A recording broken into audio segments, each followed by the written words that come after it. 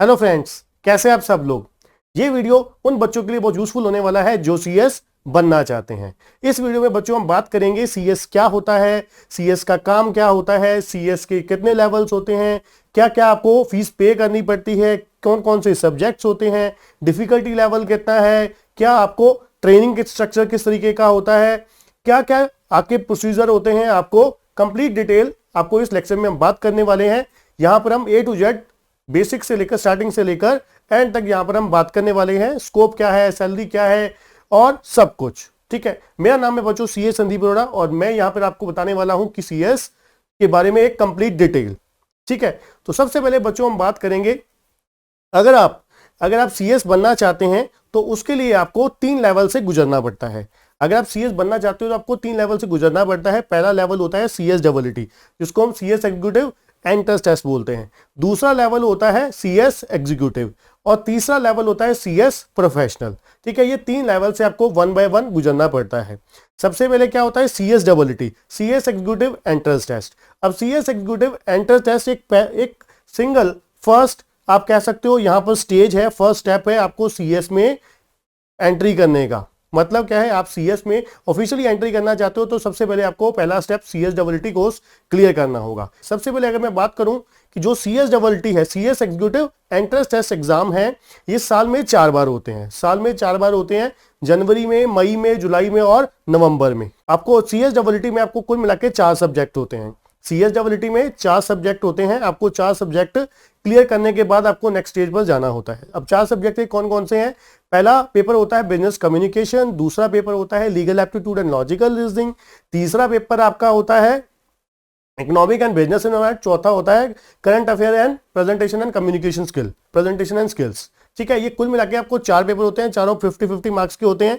200 number का total exam होता है। आपको 50% एग्जाम में ओवरऑल गेन करने हैं, मतलब 200 में से आउट ऑफ 200 100 गेन्स करने हैं, तभी आप पास हो पाओगे। और एटलीस्ट हर सब्जेक्ट में आपको क्या है 40% 40% गेन करना होता है। ठीक है, हर सब्जेक्ट में कम से कम 40 नंबर, 40% और एग्रीगेट आपका 50% होना चाहिए सीएस डबलईटी का कोर्स लेवल क्लियर करने के लिए। अब इसकी एलिजिबिलिटी क्या है? सबसे पहली बात, एलिजिबिलिटी क्या है? एलिजिबिलिटी बच्चों ये है, सबसे पहले आज की डेट में 10th का जो बच्चा है, 10th पास बच्चा जो है वो रजिस्ट्रेशन करवा सकता है सीएस डबलईटी के लिए।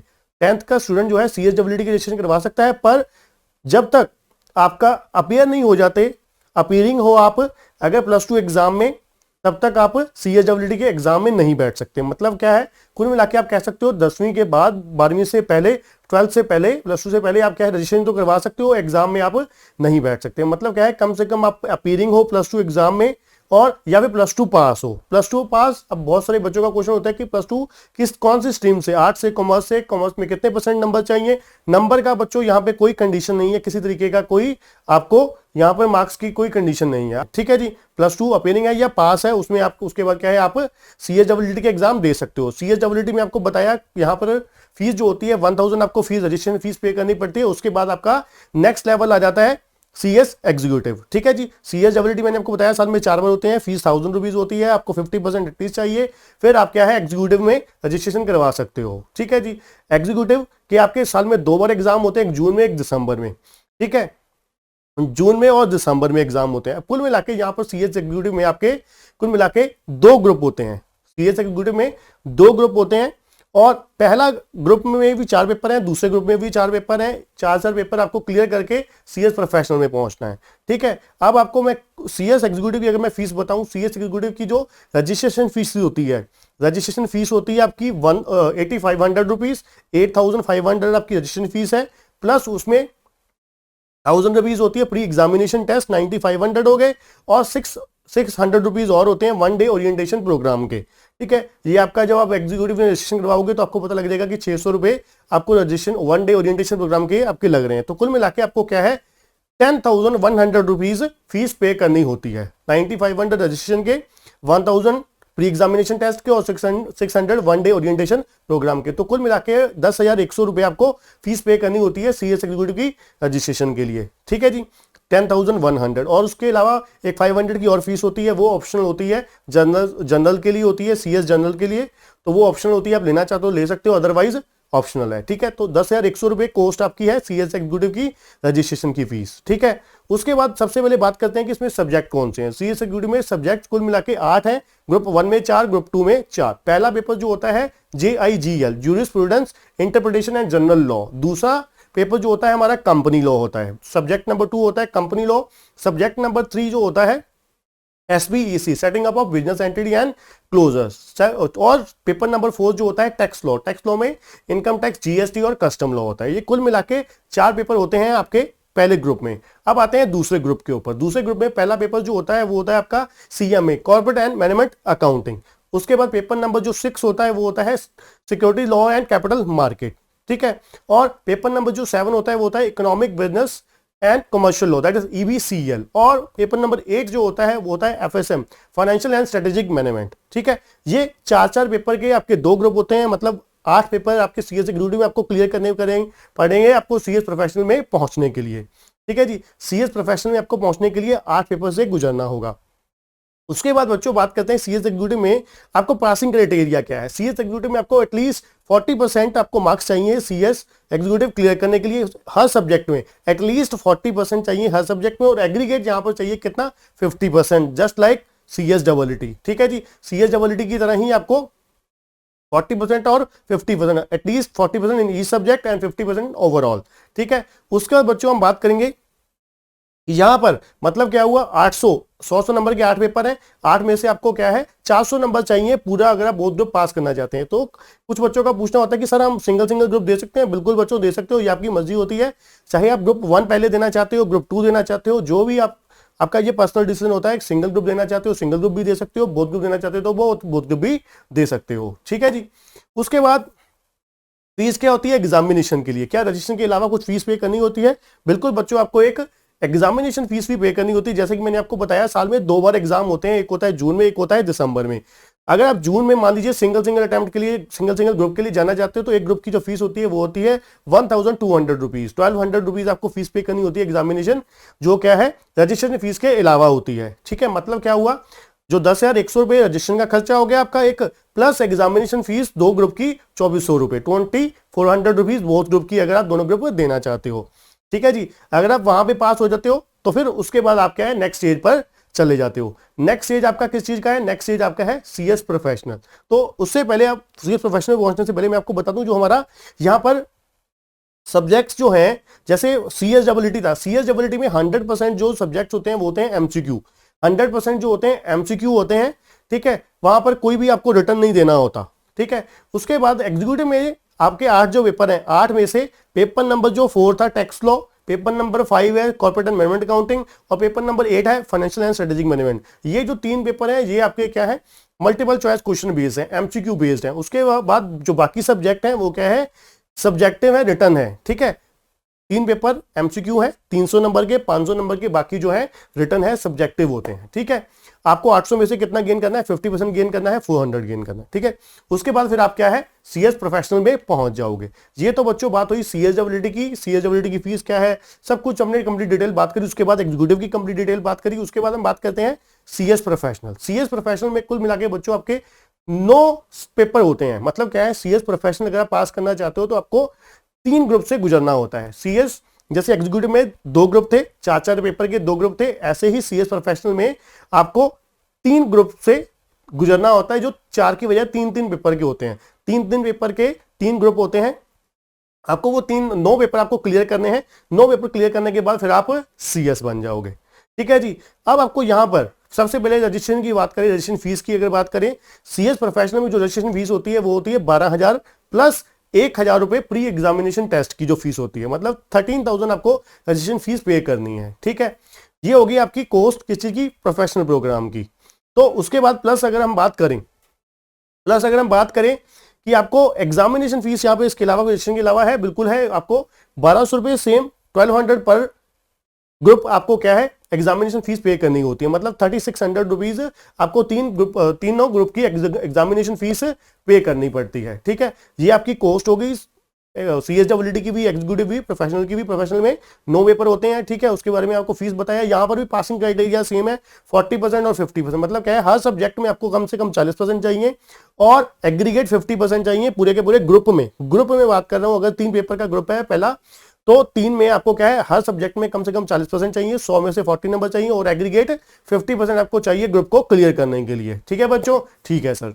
उसके बाद अगर आप CS प्रोफेशनल क्लियर कर लेते हो, देखिए उसके बाद आप क्या है, CS बन जाओगे। अब CS बनने के लिए आपको उसके अलावा और क्या क्या है, अब देखिए CS प्रोफेशनल क्लियर करने के बाद आपको उससे पहले एक ट्रेनिंग होती है। अब अगर हम बात करें CS की ट्रेनिंग की, CS की जो ट्रेनिंग है वो 21 मंथ की, 21 मंथ्स की आपको क्या है, एक ट्रेनिंग के दौर से गुजरना होता है। वो ट्रेनिंग क्या है, ट्रेनिंग आपको एक CS के अंडर या किसी कंपनी के अंडर ये स्पेसिफिकेशन बताई जाती है इंस्टीट्यूट के, आपकी वेबसाइट पे, वहां पर चैनल से आपको पता लग जाता है कि वहां पर आप कहां पे आप CS की training as a CS training कर, CS बनने से पहले वो ट्रेनिंग कर सकते हो।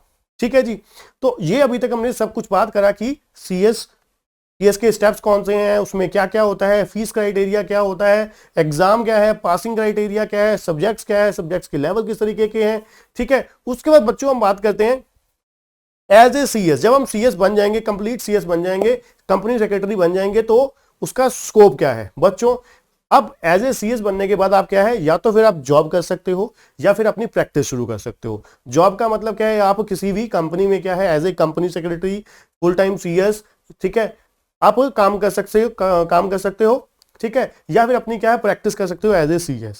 ठीक है, दोनों में ही बहुत अच्छा स्कोप है। सैलरी, अब बहुत सारे बच्चे जानना चाहते हैं कि CS की सैलरी कितना होती है, कमा कितना लेता है, लाखों रुपए कमाता है, कितना कमाता है। ठीक है, इसमें अब सबसे पहले अगर बात करें कि बहुत अच्छा पैकेज लग जाता है स्टार्टिंग से। बाकी जो कितना लाखों रुपए कमाता है, करोड़ों रुपए कमाता है, ये डिपेंड करता है बच्चे के मतलब CS के स्किल के ऊपर, आप कितने स्किल्ड हो। ठीक है, आपने कितने अच्छे तरीके से CS करी है, आप आगे किस तरीके से, कौन सी कंपनी से ट्रेनिंग ली है, कहां पर ट्रेनिंग ली है, ये सब चीजें बहुत मैटर करती हैं आपके पे स्केल के ऊपर, कि आप कहां पर किस तरीके से, किस लेवल पे आपने ट्रेनिंग करी है, ये बहुत मैटर करती है। ठीक है, और आगे आप किस तरीके से काम करते हो, वो आगे उसके ऊपर सारी चीजें डिपेंड करती है। सैलरी आप कह सकते हो कम से कम आप एटलीस्ट अब 30 से 35 हजार रुपए आप शुरुआत कमा लेते हो, अर्न कर। तो बेसिक स्टार्टिंग में भी आप कह सकते हो कि CS बनने के बाद 30-35 हजार रुपए आप कम से कम कमा लेते हो। ठीक है जी।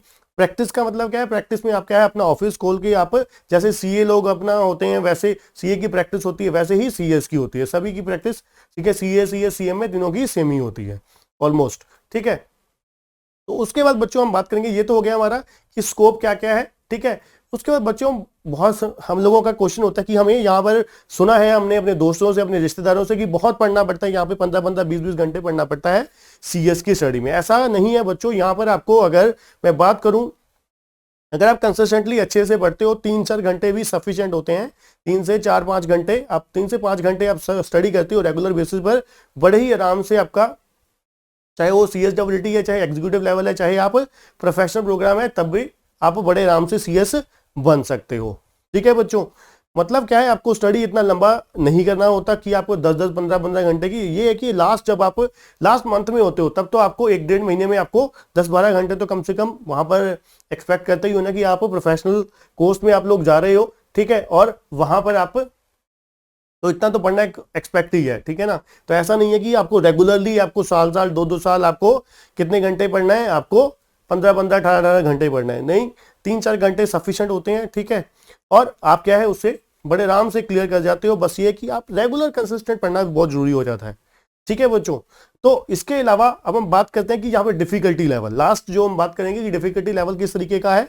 ठीक है, डिफिकल्टी लेवल आप CSWT बहुत आसान होती है, उसके बाद एग्जीक्यूटिव थोड़ा सा डिफिकल्ट हो जाता है, और ज्यादा डिफिकल्ट टफ कंपटीशन हो जाता है CS प्रोफेशनल में जाके। ठीक है, डिफिकल्टी लेवल इतना नहीं है, प्रोफेशनल में जाके डिफिकल्ट हो जाता है, क्योंकि वहां पर आपको बिल्कुल सब्जेक्ट ऐसे हो जाते हैं जो आपने कहीं पर भी नहीं पढ़े हुए, BCom तक आपने वो सब्जेक्ट देखे ही नहीं हुए, सुने ही नहीं हुए।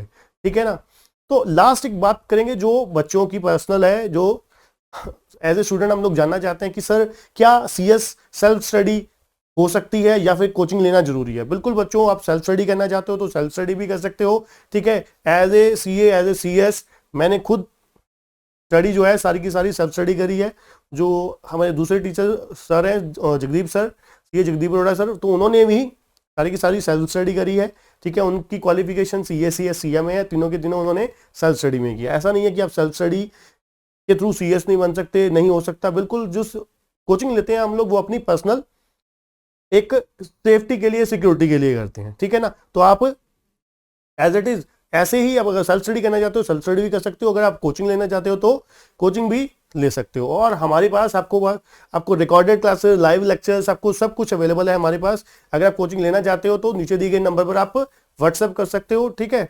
अगर आपको इसके अलावा कोई और क्वेश्चन है, किसी तरीके का, आपको कोई क्वेरी है, तो आप नीचे कमेंट बॉक्स में जाके मैसेज करिए। बच्चों प्लीज व्हाट्सएप मत करिएगा, व्हाट्सएप वही बच्चे करें या कॉल वही बच्चे करें उस नंबर पे, दिए गए नंबर पर, जो क्या है लेक्चर्स बाय करने के लिए इंटरेस्टेड है, ठीक है। इसके अलावा जो भी आपका कोई क्वेश्चन है, कोई भी आपकी क्वेरी है, जो कमेंट बॉक्स में जाइए, ठीक है। कमेंट बॉक्स में आप पूछिए, कुछ भी पूछिए, आपको जो भी रेलिवेंट क्वेश्चन है, आपको जो लगा कि यहाँ पर हमारे वीडियो लेक्चर में छूट गया है, वो क्या है आप कमेंट बॉक्स में जाके पूछ सकते हैं। आपको बहुत ही कम समय में, सेम डे में आपको उसका आंसर मिल जाएगा, ठीक है। इसके अलावा आप CSEE के बारे में कंप्लीट डिटेल जानना चाहते हैं तो डिस्क्रिप्शन में एक वीडियो का लिंक दिया होगा जिसमें कंप्लीट डिटेल दी गई है CSEE के बारे में। CSEE की रजिस्ट्रेशन कैसे करवानी है उसके बारे में भी डिस्क्रिप्शन में लिंक दिया हुआ है, वहां पर आप क्या है देख सकते हो। तो आज के वीडियो में इतना ही बच्चों। अगर आप वीडियो पसंद आई हो तो आप वीडियो को लाइक जरूर करिएगा। आपको लगा कि वीडियो बहुत यूजफुल है, इस तरीके की वीडियो आप देखना चाहते हैं और आप बहुत अच्छे कंटेंट देखना चाहते हैं, पसंद करते हैं हमारी वीडियो को,